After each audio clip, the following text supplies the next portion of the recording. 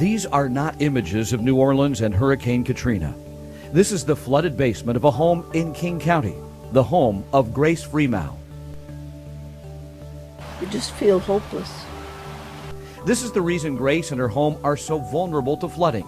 It's called Burns Creek. It's not much of a creek anymore, it's more like a stagnant pond, and Grace blames government overregulation. She's tired of being caught in a federal, state, and local bureaucracy that won't allow her to clean up the creek and allow it to once again flow to the nearby Green River, saving her property from flooding. This is my home. My home. My dream home. Former King County Councilman Steve Hammond has been trying to help Grace for several years.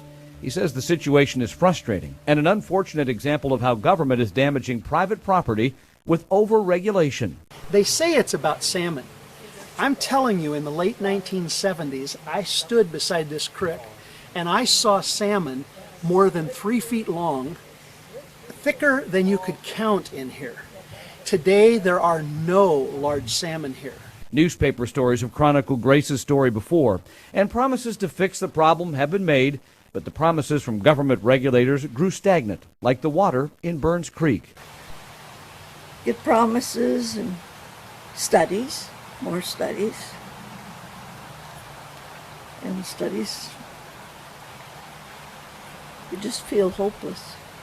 One hope for Grace is Initiative 933. The November ballot measure allows a property owner like Grace to take action to prevent flooding on their private property. Grace would like her basement back, and Initiative 933 represents her best chance. What could we do as citizens of Washington to help you? Can we pass the initiative? Can we do something to make that idea a law? Well, I would hope so. I would hope so. It's sad that people can't protect their property, their livelihood. It's sad. Grace has lived in the Green River Valley of King County since 1960. She's hoping 2007 will be the year she gets back control and use of her private property.